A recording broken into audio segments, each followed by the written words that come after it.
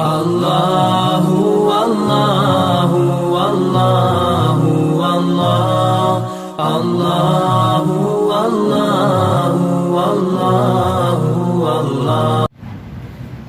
அல்லாஹ்வின் கருணையினால் இன்ஷா அல்லாஹ் நாளைய தினம் குர்ஆன் கத்முல் குர்ஆனை எத்துகிறது.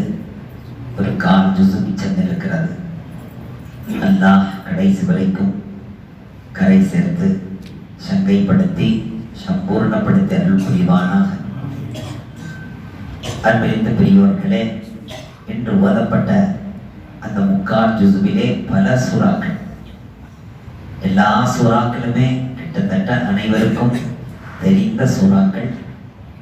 அதிலே சப்பிஹ் இஸ்ம ரப்பிக்கல் அஅலா என்று நாம் அடிக்கடி ஓதக்கூடிய அந்த சூறாவிலே அல்லாஹ் ஜல்ல ஷானஹு வ தஆலா சொல்கிறான், கத் அஃப்லஹ மன் தஸக்கா வ ذكر اسم ربه فصلى بل تؤثرون الحياة الدنيا والآخرة خير وأبقى إن هذا لفي الصحف الأولى صحف إبراهيم وموسى. என்ன சொல்கிறான்? உள்ளம் என்றாலே அது அழுக்காகத்தான் செய்யும். உள்ளம் என்பது அது கண்ணாடி பாத்திரத்தை போல. அந்த கண்ணாடி குடுவை அடிக்கடி தூசி படத்தான் செய்யும். அதை துடைத்து துடைத்து அதை மெருகேற்றி வைத்துக் கொள்ள வேண்டும். எந்த ஒரு உள்ளமும் அது அழுக்கப்படாமல் இருக்கிறது, அதிலே இதுவரையிலும் தூசியே படவில்லை என்று எந்த உள்ளமும் இல்லை. அனைத்து உள்ளங்களும், அது வலிமார்களின் உள்ளங்களாக இருந்தாலும் சரி. ஏனென்றால் நபிமார்களை நான் ஏன் சொல்லவில்லை என்றால், அவர்கள் பாதுகாக்கப்பட்டவர்கள். அல்லாஹ்வுடைய அருளினால் அவர்கள் பாதுகாக்கப்பட்டவர்கள். இஸ்மத் வாலே கிதாபில் எழுதுகிறார்கள். அல்லாஹ்வினால் பாதுகாக்கப்பட்ட அந்த புண்ணியவான்களை இதிலே நாம் சேர்க்கக்கூடாது. அவர்களது உள்ளம் எப்பொழுதுமே பரிசுத்தமாகத்தான் இருக்கும். அது கரை படியவே செய்யாது. அல்லாஹ்வுடைய நேரடி பார்வையிலே அவர்களது உள்ளங்கள் பாதுகாக்கப்பட்ட வண்ணம் இருக்கும். எனவே அவர்களை விடுத்து உலகத்தில் மனிதனாக பிறந்து வாழுகின்ற அனைவருடைய கல்வுமே அவ்வப்பொழுது கீனா, கபட், கல்லம், கபடம், குரோதம், ஹசது எல்லாமே கல்வை வந்து அழுக்காக்கி கொண்டே இருக்கும். நல்ல மனிதனாக இருப்பார், ஆனால் ஹசது உண்டாம். மிகச் சிறந்த ஆபிதாக இருப்பார், இபாதத்துள்ளவராக இருப்பார். ஆனால் இன்னொருவரை பார்க்கிற போது அவரது உள்ளத்திலே ஹசத் ஏற்பட்டு அந்த ஹசதின் மூலமாக அந்த உள்ளம் அழுக்காகிவிடும். சில நேரங்களில் கெடுதல் எண்ணுவது, அந்த கெடுதல் எண்ணுவதன் மூலமாக கல்வி அழுக்காகிவிடும். சில நேரங்களில் பொய் பேசுவதன் மூலமாக, புறம் பேசுவதன் மூலமாக, ஏதேனும் குடும்பங்கள் இரண்டாக வேண்டும் என்றெல்லாம் ஆசிப்பதின் மூலமாக, அல்லது தவறான கருத்துக்களை சொல்லி அதன் மூலமாக கல்புகளை பிரிப்பதின் மூலமாக கல்பு அழுக்காகும். இப்படி கல்பு அழுக்காகி கொண்டே போகிற போது அதை அவன் சுத்தப்படுத்தி கொண்டே இருந்தால் அல்ஹம்துலில்லாஹ், அந்த கல்பு சுத்தமாக இருக்கிற நிலையிலே மௌத் வந்துவிடும். அந்த கல்வை சுத்தப்படுத்தாமல் அப்படியே விட்டு அந்த கல்விலே துருவுக்கு மேல் துரு, அழுக்குக்கு மேல் அழுக்கு, இருட்டுக்கு மேல் இருட்டு என்று வந்தால் நபிகள் நாயகம் ஸல்லல்லாஹு அலைஹி வஸல்லம் சொல்கிறார்கள், அந்த கல்விலே ஒரு கரும்புள்ளி குத்தப்படும். ஹதீஸிலே பதிவாகி இருக்கிறது. கல்விலே ஒரு கரும்புள்ளி குத்தப்படும். மீண்டும் ஒரு தவறு, இன்னொரு கரும்புள்ளி, இன்னொரு கரும்புள்ளி, இன்னொரு கரும்புள்ளி என்று கல்பு முழுக்க கருத்து போகும் என்றார்கள் நபிகள் நாயகம் ஸல்லல்லாஹு அலைஹி வஸல்லம். அப்படி கல்வெல்லாம் கருத்து போய் அதை சுத்தப்படுத்துவதற்கு முன்பாக மரணம் நிகழ்ந்தால் நாளை கியாம நாளையிலே அல்லாஹ் சொல்லுவான், உனது கல்வு கெட்டு போன நிலையிலே வந்திருக்கிறாய், உனது கல்வெல்லாம் அழுக்கான நிலையிலே வந்திருக்கிறாய், உனது கல்வு இருட்டாக இருக்கும் நிலையிலே வந்திருக்கிறாய், எனவே உன்னை நான் ஏற்றுக்கொள்ள மாட்டேன் என்று அல்லாஹ் சொல்லுவான். எனவே நான் கல்வை அவ்வப்பொழுது சுத்தப்படுத்திக் கொண்டே இருக்க வேண்டும். தௌபாவின் மூலமாக, இஸ்திக்ஃபாரின் மூலமாக, ரப்பிடத்திலே அழுவதின் மூலமாக நபிகள் நாயகம் ஸல்லல்லாஹு அலைஹி வஸல்லம் சொன்னார்கள், நீங்கள் கண்களிலிருந்து கண்ணீரை வடித்தால், கண்களிலிருந்து கண்ணீர் வடிகிறது என்றால் கல்பு கழுகப்பட்டு அந்த தண்ணி தான் கண்ணிலே வடிகிறது என்றார். ஆனால் அழுகையே வர மறுக்குதே, அழுகையே வர்றதில்லை. அந்த அளவுக்கு உறுதியாகி போய் கிடக்கிறது. கசாவத்தல் கல்வி இருப்பார்கள் நபிகள் நாயகம் ஸல்லல்லாஹு அலைஹி வஸல்லம். கசாவத்தல் கல், இறுகி போய் கிடக்கிறது கல், கொஞ்சம் கூட இறக்கமே வராத கல்வா. எது எப்படி போனால் எனக்கு என்ன, என் சுயநலம், என்னுடைய தேவை, எனது சுயநலம், எனது ஆயுஷ், என்னுடைய தேட்டம், எது எப்படி போனால் எனக்கு என்ன, இந்த நிலை வருகிற போது அந்த கல்வுக்கு அல்லாஹ் ஜல்ல ஷானுஹு வ தஆலா அதை சுத்தப்படுத்துகின்ற வாய்ப்பே இல்லாமல் ஆக்கிவிடுது. அல்லாஹ் சொல்கிறான், கத் அஃப்லஹ மன் தஸக்கா, எந்த ஒரு மனிதன் தன் உள்ளத்தை சுத்தப்படுத்திக் கொண்டானோ அவன் வெற்றி பெற்று விட்டான். வதகர ஸ்ம ரப்பிஹி ஃபஸல்லா, எந்த நேரமும் அல்லாஹ்வை நினைவு கூர்ந்து கொண்டே இருப்பவன், இன்னும் ஃபஸல்லா தொழுகையிலே சஜ்தா செய்து கொண்டே இருப்பவன் அவன் வெற்றி அடைந்து விட்டான் என்று சொல்லிவிட்டு அடுத்த கூட்டத்தை அல்லாஹ் சொல்கிறான். ஆனால் இப்படி வெற்றி இங்கே இருக்கிறது. பல் துக்ஸிரூனல் ஹயாத்தத் துன்யா, நீங்கள் உலகத்தை தான் தேர்ந்தெடுக்கிறீர்கள்.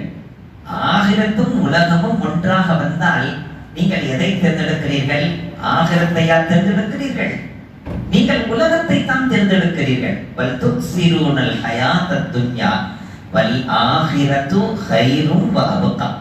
ஆனால் ஆகிரத் இருக்கிறதே அது நிரந்தரமானது, அதுதான் மிகச் சிறந்ததும் கூட. நீங்கள் அதை விடுத்து இதைத்தான் தேர்ந்தெடுக்கிறீர்கள். வாங்க சத்தம் காதிலே விழுகிறது, பர்ச்சேஸ் பண்ணி கொண்டிருக்கிறோம். என்ன சொல்கிறோம்? கல்வி என்ன சொல்கிறது? நாம் என்ன பேசிக் கொள்கிறோம்? என்ன முடிவெடுக்கிறோம்? கடை அடைச்சிருவான், வந்ததோடு வந்தோம், வாங்கிட்டு ஒன்னா போயிடலாம். என்ன ஜமாத்தோடு போய் தொழுவது கட்டாயமா? வாங்க சத்தம் கேட்டோம்னா உடனே பள்ளிக்கு ஓடுறது என்ன கட்டாயமா? அதை நம்ம வீட்டுல போய் நம்ம ஜமாத்தா தொழுதுக்கலாம். அனுமதி இருக்குங்க ஷரியத்துல. முஃப்தியாக மாறுகிறார், அந்த இடத்தில் வைத்து மிகப்பெரிய ஆலிமாக பேசுகிறார். தன்னுடைய சுயநலத்துக்காக எதையும் அந்த இடத்தில் பாருங்கள். அதான் அல்லாஹ்வின் அழைப்பு, இந்த உலகத்தை தேர்ந்தெடுப்பு. அல்லாஹ்வின் அழைப்பு, உலகத்தின் தேர்ந்தெடுப்பு. கடையிலே தேர்ந்தெடுத்துக் கொண்டிருக்கிறார். இந்த இரண்டும் ஒன்றாக சேர்கிற போது நீங்கள் எதை தேர்ந்தெடுக்கிறீர்கள்? அல்லாஹ் சொல்கிறான், பல் துக்ஸிரூனல் ஹயாத்தத் துன்யா, நீங்கள் உலகத்தை தான் தேர்ந்தெடுக்கிறீர்கள்.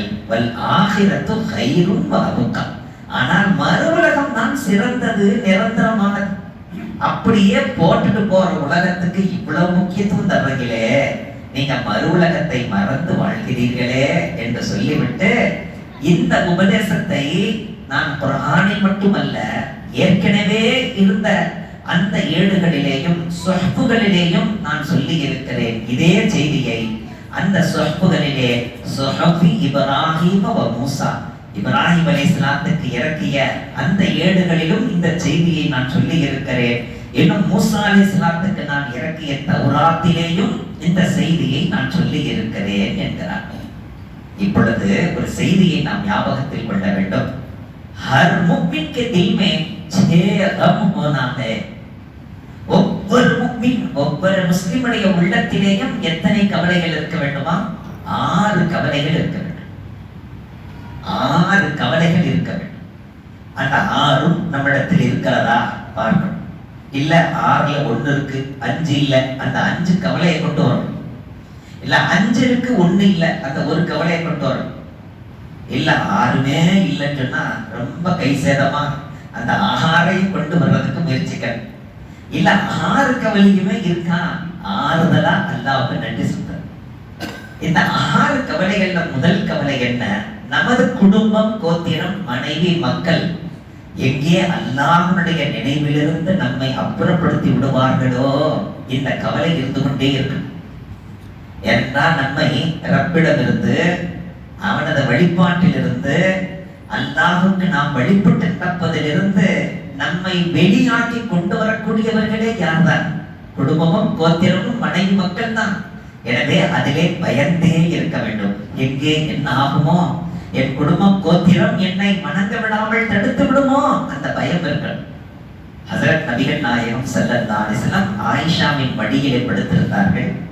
நல்ல முறையில் சிரித்து பேசிக் கொண்டிருந்தார்கள். திடீரென என்னை விடு, நான் என் ரப்பை வணங்க வேண்டும் என்று சொன்ன போது ஆயிஷா சொல்றாங்க, நபியவர்கள் இப்படி சொன்ன நேரத்தில் அவர்கள் என் கணவராகவே தெரியவில்லை, யாரோ மூன்றாவது மனிதராக தெரிந்தார்.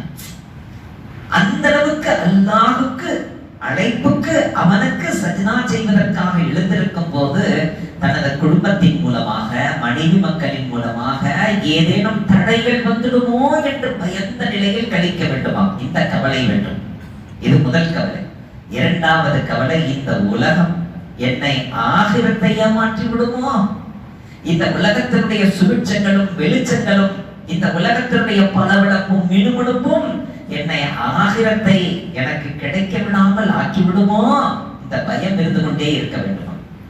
இனி மூன்றாவது பயம், ஷைத்தான் வெளிப்படையான விரோதியாக இருக்கிறானே, இவன் எனது அமல்களை கெடுத்து விடுவானோ, என்னை அமல் செய்ய விடாமல் தடுத்து விடுவானோ, நான் செய்து கொண்டிருக்கிற அமல்களிலே சந்தேகத்தை ஏற்படுத்தி விடுவானோ, இந்த பயம் இருந்து கொண்டே இருக்க வேண்டுமா. இது மூன்றாவது கவலை. இனி நான்காவது கவலை, கிராமன் காத்திபீன், நம்முடைய குற்றங்களையும் நன்மைகளையும் எழுதி கொண்டிருக்கிறார்களே, அவர்களது பார்வையிலிருந்து நான் தப்ப முடியாதே, அவர்கள் எழுதி கொண்டே இருக்கிறார்களே, இந்த பயம் இருக்க வேண்டுமா. நான்காவது. இனி ஐந்தாவது பயம் என்ன, நான் கஃப்லத்தாக இருக்கிற நிலையில் மௌத்து வந்துருமோ, நான் அல்லாஹ் அல்லாஹ் அல்லாஹ் சொல்லிட்டு இருக்கிற போது மௌத்து வரும், நான் தொழுது கொண்டிருக்கிற நிலையில் மௌத்து வரணும், அல்லாஹ்வுடைய நினைவில் இருக்கும் நிலையில் மௌத்து வரணும். நல்ல தொழுகையாளி தாங்க, இபாதத்தில் உள்ளவ தாங்க, கொஞ்ச நாள உடம்பு சரியில்லாம தொழுகை இல்ல, இபாதத் இல்ல, தன் சுய நினைவே இல்ல, பள்ளிக்கு வரல, இந்த நிலையில தான் கிடந்தாரு, அப்படியே மௌத்தாயிட்டார். இல்லை இல்லை, நல்ல நிலையில் இருக்க, அல்லாஹ்வை வணங்கி கொண்டிருக்க, திக்ர் ஃபிக்ரிலே இருக்க, ரப்புடைய சிந்தனை இருந்து கொண்டிருக்க மரணம் வரணும். ஆனா மரணம் எப்படி வரும் தெரியலையே, எந்த நிலையில வரும் தெரியலையே, இந்த கவலை இருக்கும். இது எத்தனையாவது கவலை? ஐந்தாவது கவலை. இனி ஆறாவது கவலை என்ன தெரியுமா, खुफिया तदबीर, मेरे अल्लाह ने मेरे बारे में क्या सोचा है, क्या करेगा, क्या होगा, என் ரப்பு என் விஷயத்துல என்ன நினைச்சு வச்சிருக்கான்னு தெரியலையே, என்ன ஆகும்னு தெரியலையே, எப்படி முடியும் தெரியலையே, ரப்புடைய அந்த ஏற்பாடு எனக்கு தெரியாதே, நான் என்ன செய்வேன், இந்த கவலை இருக்கும். இந்த ஆறு கவலையும் உள்ளவர்களை அல்லாஹ் எந்த கவலையும் இல்லாமல் அவர்களது ரூஹை கைப்பற்றுவான். அந்த ரூஹுக்கு முழு அங்கீகாரத்தை அல்லாஹ் வழங்குவான் என்று எழுதுகிறார்கள். அல்லாஹ் அந்த ஆறு கவலைகளையும் கொண்டவர்களாக நம்மை